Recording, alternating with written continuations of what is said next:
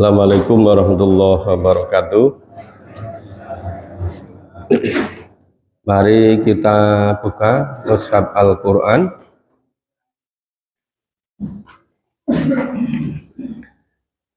surat nomor 64, surat At-Taghabun. Surat At-Taghabun.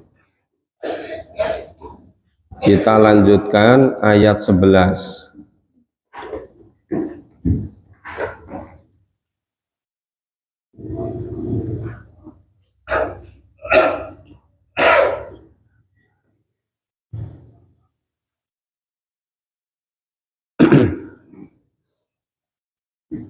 Surat 64, surat At-Taghabun. Kemarin pagi sampai ayat 10. Sekarang kita lanjutkan mulai ayat 11. Insya Allah sampai ayat terakhir, ayat 18. Sudah ketemu? A'udzu billahi minasyaitonir rajim.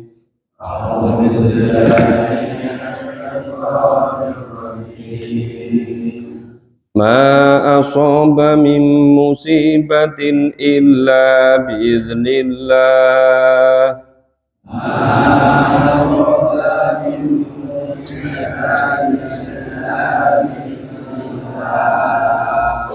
Wa man yu'min billahi yahdi qalbah.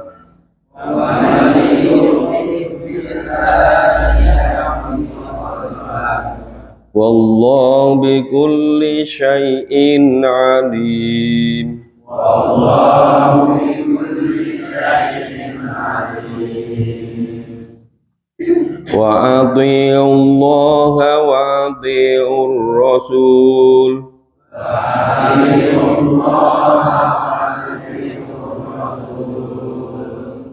Wa in tawallaitum fa innama ala rasulinal balaghul mubin. Wa in tawallaitum fa innama ala rasulinal balaghul mubin.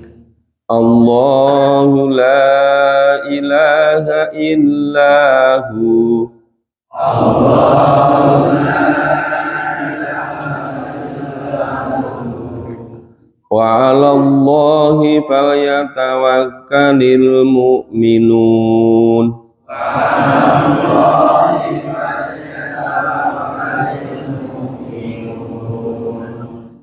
Ya ayyuhalladzina amanu.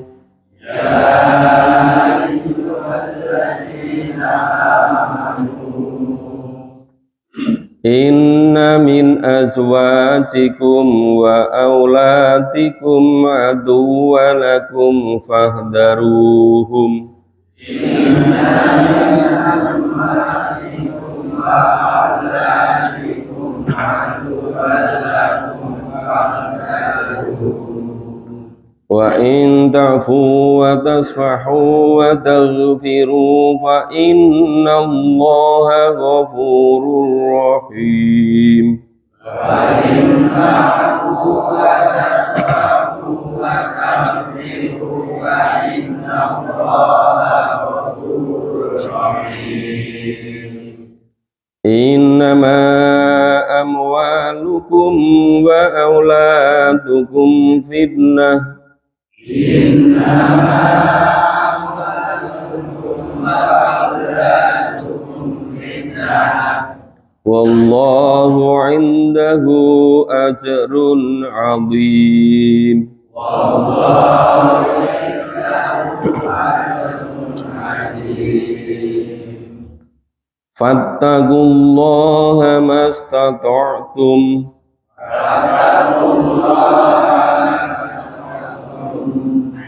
Wasma'u wa ati'u wa anfiqu khairan li anfusikum.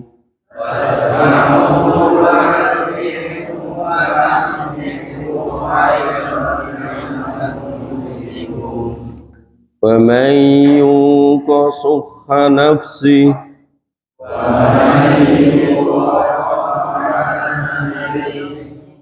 فأولئك هم المفلحون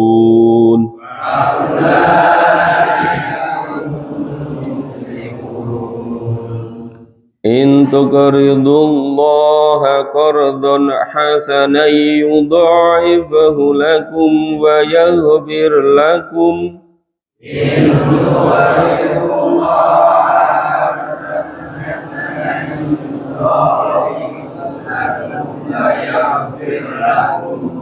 والله شكور حليم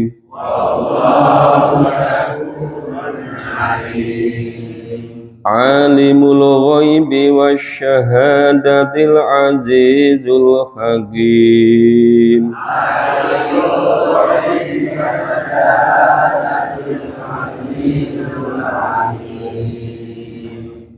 Ya, kita pahami ayat 11. Ma'asoba, apa saja, asoba, yang musibah, yang menimpa apa? Min musibatin, apa saja yang menimpa dari musibah, illa biidznillah, tiada lain kecuali dengan izin Allah. Ini konteksnya ketika Rasulullah dan para sahabat dulu masih periode Mekah, itu selama 13 tahun selalu tidak disenangi, bahkan dimusuhi oleh orang-orang non-muslim, orang kafir Quraisy. Tapi kalau Allah nggak mengizinkan, nggak akan membawa musibah pada Nabi dan para sahabat.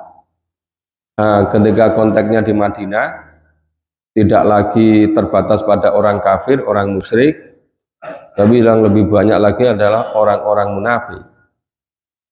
Ya, sahabat-sahabat yang baik itu dari muhajirin, dari ansor, banyak dipengaruhi oleh orang-orang munafik, gabungan dari berbagai macam suku. Nah, ini menghadapi situasi kondisi yang semacam itu, suasananya di Madinah semakin banyak variabel, semakin kompleks, itu supaya Nabi dan para sahabat itu tenang, tetap juga lapang, karena tidak akan terjadi musibah apapun pada Nabi dan para sahabat, orang-orang mukmin, kecuali dengan izin Allah. Wa may yu'min billah, wa dan man, siapapun orangnya, yu'min yang beriman billah kepada Allah, yahdi qalbah, niscaya Allah akan memberikan hidayah, akan memberikan petunjuk pada hatinya. Jadi orang-orang yang beriman itu hatinya selalu punya kekuatan untuk membedakan mana yang hak, mana yang batal, mana yang sesuai dengan tuntunan, mana yang tidak, mana yang baik, mana yang tidak. Itu qalbun itu selalu bisa membedakan itu. Maka Rasulullah juga menyampaikan supaya kita itu minta fatwa kepada nurani kita. Istafti kolbah, mintalah nasihat, mintalah saran, mintalah fatwa pada hatimu, pada nuranimu. Jadi kalau orang-orang mukmin itu kolbunya itu jernih, bagaikan kaca, ya, kaca yang untuk bercermin itu. Jadi kaca yang rasanya itu masih bagus, itu bisa mencerminkan warna aslinya. Nah, itu kolbun yang terpelihara.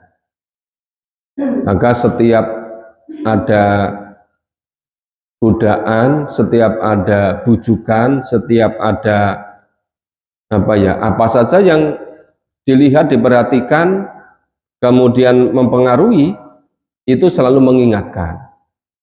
Oh, itu kelihatannya bagus, tapi sebetulnya itu tidak benar. Itu kolbun itu bisa mengingatkan. Maka wa may yu'min billah yahdi qalbah. Siapapun orang yang iman pada Allah, Allah akan memberikan petunjuk kepada hatinya. Wallahu bikulli syai'in alim. Dan Allah bikulli terhadap sesuatu alim, maha mengetahui. Ya, dan Allah maha mengetahui terhadap segala sesuatu. Ayat 12, wa atiullah, kita diperintah supaya taat pada Allah. Nah, kita tidak pernah bisa taat pada Allah kalau kita tidak mengerti apa yang diperintahkan, apa yang dilarang, apa yang dituntunkan, itu semuanya ada pada Al-Quran dan As-Sunnah. Jadi sebenarnya perintah wa atiullah, hendaklah atau supaya kamu semua taat pada Allah, itu kalau sedikit dijelaskan, dipahami, itu sebetulnya Allah perintah pada kita supaya kita memahami Al-Quran. Jadi atiullah, fahamilah tuntunan Allah. Nah, wa atiur rasul, taatilah Rasul. Nah, kalau para sahabat-sahabat dulu tinggal ngikuti. Rasulullah mengamalkan, sahabat ngikuti. Rasulullah melakukan apa, sahabat tinggal ikut melakukan. Rasulullah tidak melakukan, sahabat tidak. Tadi tinggal mencontoh, mengikuti. Nah, cuma sekarang Rasulullah sudah wafat, sudah lama. Maka cara mentaati Rasul itu dengan cara memahami hadis, memahami sunnahnya. Makanya yang tuntunan kita itu Quran dan sunnah.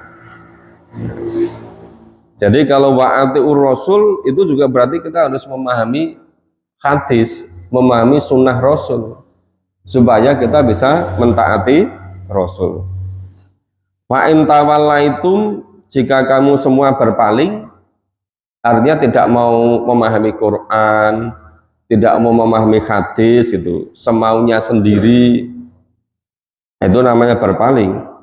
Fa innama ala rasulinal balagul mubin, maka sesungguhnya Rasul kita itu semata-mata balag, menyampaikan, mubin, yang jelas, yang terang, yang nyata. Jadi kalau misalnya dulu ada sahabat-sahabat yang kemudian dihalang-halangi orang-orang kafir Quraisy, orang-orang kafir itu berpaling, ngajak-ngajak untuk ikut berpaling. Nah, kalau yang mereka berpaling, Rasulullah nggak rugi apa-apa. Rasul itu menjadi utusan Allah. Utusan sudah ditunaikan. Tugas dakwah sudah disampaikan. Maka kita sebagai pengikut Rasulullah, kita punya kewajiban untuk menyampaikan, baligh, tabligh. Orang yang menyampaikan namanya mubaligh, ya, atau dai. Ya, tugasnya apa? Menyampaikan. Ya. Maka setelah disampaikan, ada yang menerima, ada yang berpaling. Ya sudah, tugasnya menyampaikan. Sudah disampaikan. Ya. Jadi tugas Rasul itu balaghul mubin. Ya. Ya, sekedar atau semata-mata untuk menyampaikan wahyu dari Allah, amanat kerasulan, tugas kenabian sudah disampaikan. Ayat 13, Allahu la ilaha illahu, Allah tiada Tuhan selain Allah. Jadi Allah itu esa. Allah tidak bisa disekutukan dengan apapun, dengan siapapun. Karena semua selain Allah itu namanya makhluk, itu namanya ciptaan. Yang ciptaan Allah tidak bisa dianggap sebagai Tuhan. Seluruh ciptaan Allah itu namanya makhluk. Yang namanya makhluk itu tidak bisa dipertuhankan.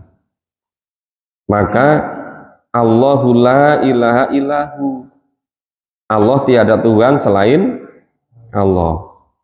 Wa 'alallahi falyatawakkalul mu'minun, dan hanya kepada Allah hendaknya orang-orang mukmin itu bertawakal. Jadi berusaha secara maksimal, hasilnya nanti seperti apa ya diserahkan pada Allah. Tapi betul-betul sudah maksimal usahanya. Tidak bisa sekedarnya, tidak boleh ala kadarnya. Orang mukmin itu berbuat selalu maksimal. Mastatoktum. Maka nanti ada perintahnya supaya beramal itu mastatoktum. Ini ayat 14, ya ayyuhalladzina amanu, orang-orang yang beriman. Ini bentuknya peringatan supaya cermat, supaya teliti, supaya hati-hati. Allah betul-betul mendidik Nabi, mendidik para sahabat melalui Al-Quran, mendidik kita semua. Ini khusus orang-orang yang beriman. Inna min azwajikum, sesungguhnya min sebagian atau dari azwajikum istri-istrimu, wa auladikum dan sebagian dari anak-anakmu, ngaduwan lakum menjadi musuh bagimu. Kapan menjadi musuh? Ya ketika setiap mau melaksanakan tuntunan Allah itu tidak senang, bahkan dirintangi dengan segala macam cara, termasuk sikapnya. Makanya jangan sampai kendor, jangan sampai surut. Nabi itu sekian hari itu dibikin suasana gak karuan gara-gara kalungnya istri Nabi itu hilang. Kalungnya istri Nabi hilang. Nah, itu berjam-jam gak bisa ketemu. Istri Nabi balik lagi mencari kalungnya, tetap gak ketemu. Dan yang tahu yang gaib hanya Allah. Allah tidak memberitahu. Itu bukti Nabi itu nggak tahu yang gaib kecuali diberitahu oleh Allah. Kalau Nabi tahu, ya langsung berapa menit langsung diberitahukan kan? Itu sampai menimbulkan fitnah yang namanya Sofwan itu dianggap macam-macam itu kan? Sampai bikin suasananya keruh demikian rupa. Itu peristiwa yang luar biasa. Nah juga itu diantara istri-istri Nabi itu satu dengan yang lain itu seringkali apa itu sing jenenge Mary. Mary itu apa itu? Iri hati. Ya kalau Nabi lama-lama di rumahnya Aisyah disembeti dulu, cemburu. Nah, menggunakan kata-kata yang warna-warna itu. Ya. Itu Nabi saja dibegitukan. Apalagi kita orang biasa. Maka seringkali setiap mau berbuat yang sifatnya bersejarah itu ada saja yang tidak senang. Ya itulah bagian dari ngadu lakum tadi. Harus betul-betul teguh.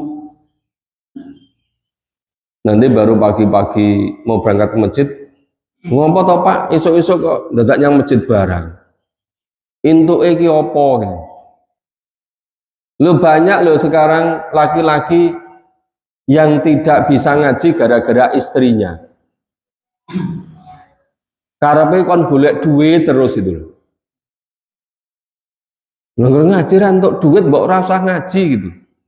Memang hidup itu rumasannya bahagia tuh harus dengan uang gitu. Ada kan teman yang sudah sangat akrab gitu. Ya itu coba diajak itu. Wah kalau dia itu sulit. Kenapa? Lah istrine itu sing anu nggur duit terus gitu loh. Sing diburu ki nggur duit terus. Tapi masa wis tuwa umur wis 50 punjul 50 lebih 60 lebih masih hanya satu, hanya penghasilan, hanya harta terus sampai nggak sempat ngaji. Kan kasihan masa depannya. Seharusnya berkeluarga itu, keluarga menjadi wahana, menjadi media untuk sama-sama masuk surga. Tapi seringkali yang terjadi malah kontraproduktif. Maka ini sifatnya peringatan. Peringatan dari Allah kepada kita semua. Supaya kita betul-betul teliti. Maka fahdharuhum, maka hendaklah kamu hati-hati pada mereka, supaya hati-hati, terutama ketika membuat keputusan yang bersifat sejarah, yang bersifat besar. Misalnya mau tempat pengajian, mau tempat perluasan pengajian, mau penataan tempat untuk pengajian, itu tidak mudah loh. Juga untuk membelanjakan seluruh yang ada ini di jalan Allah, itu juga tidak mudah. Maka Allah betul-betul ingatkan, fahdharuhum, maka hati-hatilah kamu semua pada mereka. Coba betul-betul cermat. Maka tadi supaya istafti kolbak, cobalah minta fatwa pada nurani sendiri. Sudah diyakini itu nanti akan menjadi amal jariah, akan mengalir pahalanya selama-lamanya, walaupun kita nanti sudah meninggal. Tapi keputusan itu juga nggak mudah. Makanya fahdharuhum, hendaklah kamu semua hati-hati pada mereka. Nah, ini pesan Allah ini. Wa in ta'fu, jika kamu mengampuni mereka, memaafkan mereka, wa tasfahu, dan kamu tidak memarahi mereka, wa taghfiru, ya, dan kamu mengampuni mereka, memaafkan mereka, ya, fa innallah, maka sesungguhnya Allah ghafurur rahim. Allah itu maha pengampun, Allah maha penyayang. Jadi perintahnya itu 3. 1, wa in ta'fu, ya, jika kamu memaafkan, ya maksudnya suruh memaafkan. Yang kedua, wa tasfahu, kamu tidak memarahi mereka, wa taghfiru, dan kamu mengampuni mereka, fa innallaha ghafurur rahim. Jadi ini yang depan itu sebagai syaratnya, yang belakang kejadiannya.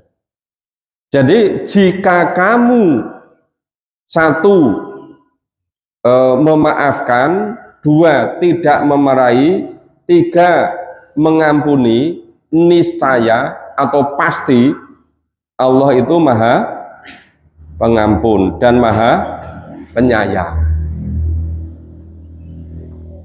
Ya, jadi seperti apapun ya harus sabar, harus lapang. Ya kan? Apalagi kita bukan Nabi, bukan Rasul. Nabi Adam saja juga nggak mudah menghadapi Hawa. Tampaknya setiap Nabi, setiap Rasul tidak mudah. Termasuk Nabi Nuh itu.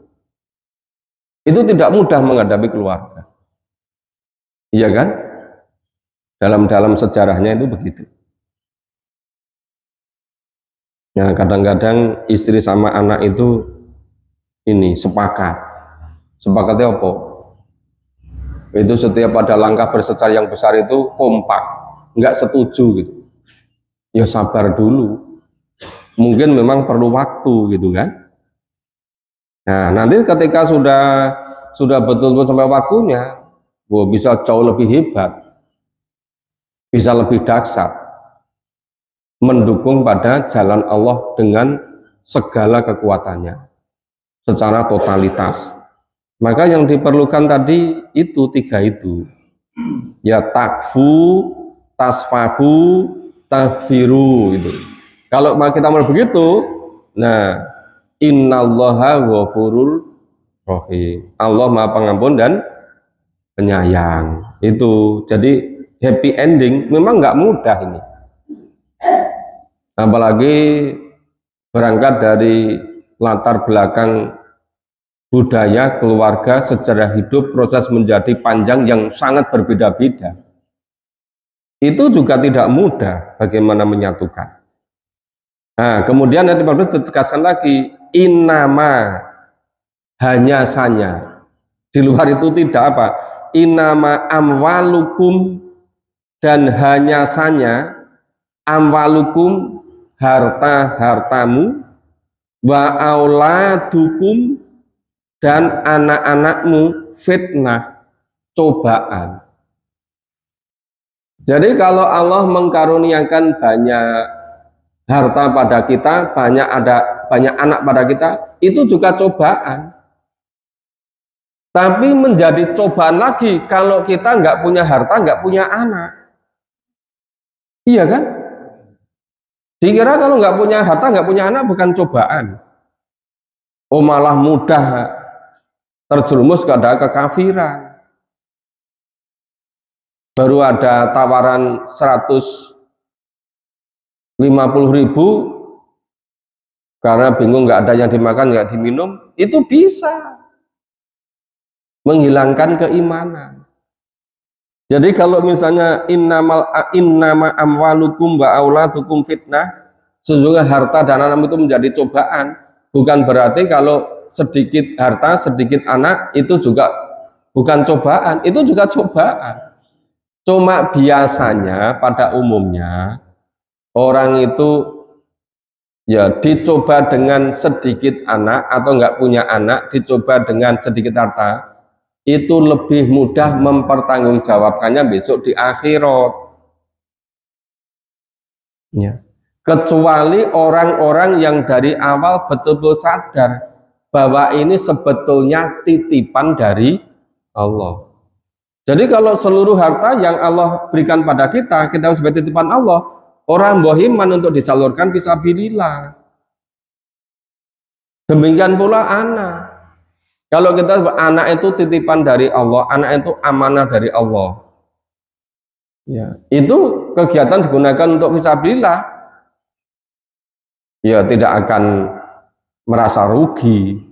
Karena untung rugi itu bukan semata-mata materi, tapi untung rugi itu dilihat dari pengaruh terhadap kehidupan besok di akhirat itu. Nah, ini juga betul-betul mengingatkan pada kita supaya kita secara tepat menggunakan harta. Ya, demikian juga ketika mendidik putra-putrinya. Nah, sekarang itu modelnya begini. Dari kecil enggak fokus memahami Quran. Usia masih 3 tahun, 4 tahun, 5 tahun tidak difokuskan memahami Quran. Kalau dirinya sendiri nggak bisa, bukan diprivatkan untuk memahami Quran. Tapi sejak kecil bolak-balik sing diprivatkan itu matematika, IPA, bahasa Inggris. Nek dilokke Bu, kok putrane bolak-balik kursus privat terus matematika, IPA, bahasa Inggris, agamane kok ora? Wah kok gampang yo kuwi. Ambi mlaku wae iso nek agama kuwi gitu lho. Lah coba nek agama ambi mlaku wae iso. Ning nek ragat nggo mrifate kuwi mbok pira wae gelem bayar. Akhirnya apa? Anaknya juara terus, hebat terus. Terus kuliahin yang luar negeri, yang Eropa, kuliah sarjana nih, kuliah S2 nih yang Jepang, yang Cina, kuliah S3 yang Amerika, pulang-pulang jadi pejabat tinggi, jadi menteri, jadi dirut BUMN itu kan. Ya wong Islam cilik, tapi ra pernah nyinau Quran. Terus nanti misalnya ngurusi bidang ekonomi, ya ekonominya ala kapitalis, ekonominya ala materialis. Jadi ketoke wong Islam ning sama sekali orang ngerti Quran. Nah terus engko dadine piye? Ya kan? Wah di dunia disanjung-sanjung itu apa? Wow itu dapat ini penghargaan dari lembaga internasional, lembaga uang internasional macam-macam gitu. Bangganya setengah mati. Gitu. Loh, padahal itu di dunia hanya berapa tahun? Disanjung-sanjung, ya dielu-elukan paling 70 tahun. Habis itu sengsara terus, kholidina fiha abada. Nah coba, kebanyakan begitu kan? Ini beda kalau masa generasi Muslim yang hebat itu pertama-utama itu pokoknya Quran dulu. Quran ini pokoknya jadi prioritas pertama, dirampung ke DC. Nanti kira-kira umur 10 tahun, 12 tahun, wis paham tentang Quran. Lah nek Quran wis paham, ngembangke ilmu apa wae dadi bener. Apa ngembangke kedokteran, apa kesehatan, apa ekonomi, apa matematika, apa teknik, apa farmasi, apa ilmu hukum, apa wae, apa pendidikan psikologi. Tadi pengembangannya sangka Quran. Itu zaman Islam dulu begitu. Jadi sing pokok itu Quran dulu. Nah cuma sekarang itu kita udah terlanjur semua. Ya nggak mungkin kembali ke usia 15 tahun lagi. Kenyataannya sekarang usianya sudah 60 tahun. Ya sudah. Sekarang aja kita fokus pada Quran. Tapi mbak itu yang cucu, yang macam itu buat sekarang jangan seperti kita dulu gitu loh. Nah kita dulu dari kecil nggak fokus Quran, ya saiki putu-putune difokuskan mulai dari Quran itu. Supaya tidak seperti terlambat seperti generasi kita. Makanya tadi inama amwalukum wa auladukum fitnah. Terus wallahu indahu ajrun adzim. Wallahu indahu. Apa ini? Dan di sisi Allah ajrun pahala adzim yang besar. Apa sih hubungannya harta, uang, anak-anak, cobaan? Kok tahu-tahu itu pahala di sisi Allah kok amat besar? Ajrun, pahala sangat besar. Itu maksudnya menggunakannya betul, mendidik anaknya betul, itu pahalanya luar biasa. Ajrun adzim. Nah ini ayat 16. Wa fattakullah, bertakwalah kepada Allah mastata'tum, semaksimalnya. Ini tadi kan yang saya bilangkan di awal tadi. Fattakullaha mastata'tum, maka bertakwalah kepada Allah mastata'tum, semaksimalnya. Mastata'tum itu bukan ala kadarnya. Orang nggur kelindak-kelindu itu namanya bukan mastata'tum, itu jenis sak kepenake dhewe. Mastata'tum itu kalau memang mampu 8, ya 8, jangan hanya 3, jangan hanya 2. Kemampuannya sebetulnya 8, hanya 3, itu namanya bukan mastata'tum. Nah, jadi kalau misalnya selain sholat subuh itu bisa nambah ngaji Quran, ya jangan hanya setelah sholat subuh saja. Itu namanya mastata'tum.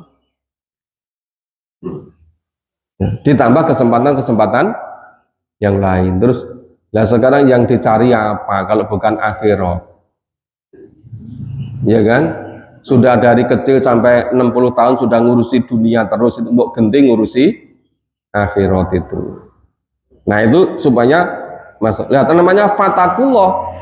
bertakwalah kepada Allah. Itu takwa pengertiannya melaksanakan yang diperintahkan Allah, meninggalkan yang dilarang. Yaitu semuanya pada Quran. Jadi kalau tidak mau memahami Quran, nggak mengaji Quran, ya ora bakal iso bertakwa. Jangan Quran dihafalke tapi ora ngerti isine. Gimana bisa menjadikan Quran sebagai petunjuk, sebagai hidayah? Yang Quran itu untuk pedoman hidup, tapi cuma dibaca terus, ya nggak ngerti isine. Ya nggak cukup itu kan? Ya walaupun sudah lebih baik daripada nggak baca.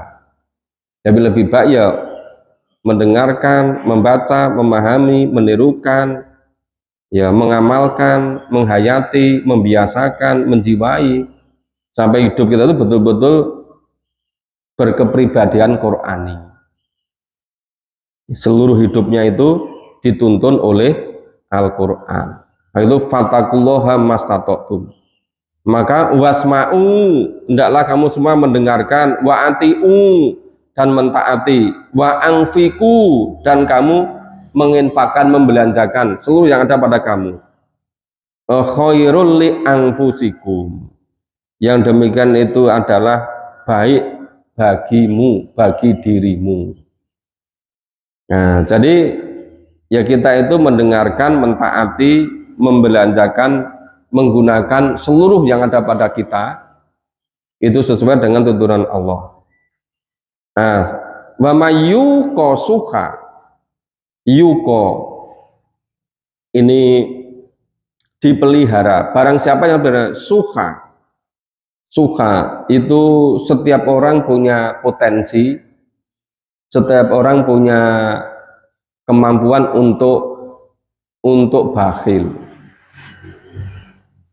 Semua orang punya potensi untuk kikir, untuk pelit. Nah, maka wa mayyuqa suha nafsi, dan barang siapa yang dipelihara dari kekikiran dirinya. Nah, faulaika humul muflihun, maka mereka itulah orang-orang yang beruntung. Jadi berhasil mengalahkan potensi kikirnya, berhasil mengalahkan potensi pelitnya. Jadi mampu mengatasi itu. Ya kalau nggak mampu mengatasi itu, begitu ada kota infak, itu sudah muncul mendino kota diidarke. Nah, itu kan potensi apa yang namanya suha, potensi kikirnya itu belum mampu dikalahkan oleh taatnya, belum mampu dikalahkan oleh takwanya. Begitu anak ini di WA group, di posting lagi undangan untuk pengajian Quran. Ranek liyo bendino diposting terus undangannya gitu kan. Ya itu kan gambaran-gambaran gitu, belum mampu mengalahkan potensi suha, kikirnya, pelitnya. Jadi masih diliputi, masih dikuasai oleh rasa kikirnya. Maka di situ wa mayyuqa suha nafsi, barang siapa yang dipelihara dari kekikirannya, faulaika humul muflihun, maka mereka itulah orang-orang yang beruntung itu. Nah, kemudian ini lebih luar biasa lagi. Ya. Intuk ridullaha qardun hasana. Qardun hasana itu pinjaman yang baik. Wa intuk ridu, barang siapa yang meminjami Allah. Lu Allah itu ghaniyun. Allah itu enggak membutuhkan apapun dari makhluknya. Tetapi dari kata qorodo muncul intuk ridullaha, barang siapa yang meminjami Allah, barang siapa yang memberi pinjaman kepada Allah, qardon hasana, dengan pinjaman yang baik, yudha'ifhu lakum, nah niscaya atau pasti Allah akan melipat gandakannya. melipat gandakannya. Balasannya ya di dunia ini, apalagi di akhirat. Di dunia sudah dilipatkan berkali-kali lipat. Nah di akhiratnya tanpa batas. Apa? Surga. Surga nggak bisa dihargai dengan materi kan? Wong kita itu menggunakan waktu kita di dunia untuk menjadi hamba Allah paling seumur kita 65 tahun, 70 tahun. Sedangkan di akhirat itu selama-lamanya di surga. Iya kan? Kan seperti itu balasannya itu tanpa batas. Nah ini wallahu sakurun alim. Kata syukur, sakuro itu kalau yang gunakan kita itu namanya kita bersyukur. Tapi kalau kata sakuro itu didekatkan dengan kata Allah, itu artinya Allah membalas. Jadi Allah berterima kasih itu namanya Allah membalas. Ya, wallahu sakurun halim. Nah, maka Allah itu maha memberi balasan. Nah, halim dan Allah itu maha penyantun. Masih ingat kan yang di surat As-Saffat yang kemarin malam? Ya, fabasarnau bihulamin halim. Halim kan? Nah, halim itu penyantun, setia. Jadi sifat-sifat baik itu terkumpul di itu namanya halim. Nah, Allah itu sakurun halim. Allah itu maha memberikan balasan dan maha penyantun. Artinya apa? Barang siapa sampai bahasanya itu dibikin bahasa yang betul-betul halusnya luar biasa. Allah tidak membutuhkan apapun dari kita, tapi bahasa Allah itu barang siapa yang memberikan pinjaman pada Allah, pinjaman yang baik. Loh, koyo-koyo Allah itu butuh pada kita kan? Itu saking luar biasa halusnya bahasanya. Barang siapa yang memberikan pinjaman pada Allah dengan pinjaman yang baik, itu akan dilipat gandakan balasannya. Ya, yudha'ifhu lakum, akan dilipat gandakan balasannya, wa yaghfir lakum, dan pasti Allah akan mengampuni kamu. Terus wallahu sakurun halim. Allah itu maha memberikan balasan dan maha penyantun. Jadi kalau kita itu ya betul-betul semuanya itu dengan cara maksimal di jalan Allah fisabilillah, itu luar biasa itu. Allah melipat gandakan balasannya, Allah mengampuni kita, Allah ya memberikan balasan yang luar biasa, Allah menyantuni kita. Ayat terakhir, alimul ghaibi wa syahadah. Allah itu maha mengetahui yang gaib dan yang nyata. Al-Azizul Hakim, Allah itu maha perkasa, Allah itu maha bijaksana. Jadi luar biasa isinya surat At-Taghabun. Demikian rupa. Ya, mudah-mudahan ada di antara sekian banyak peringatan-peringatan ya sudah ditegaskan demikian rupa secara detail-detailnya. Mudah-mudahan kita betul-betul bisa memahami dan bisa berpegang teguh untuk mengikuti apa yang dituntunkan ini tadi. Ya tentu dengan semaksimalnya. Tadi kan mastatoktum, semaksimal kita masing-masing. Nah ini sudah selesai surat At-Taghabun, surat ke-64. Insya Allah besok pagi kita lanjutkan surat berikutnya, surat 65, surat At-Tolak. Nah, mudah-mudahan surat At-Tolak 2 kali pertemuan juga selesai. Tinggal 2 surat lagi sudah akan selesai juz ke-28.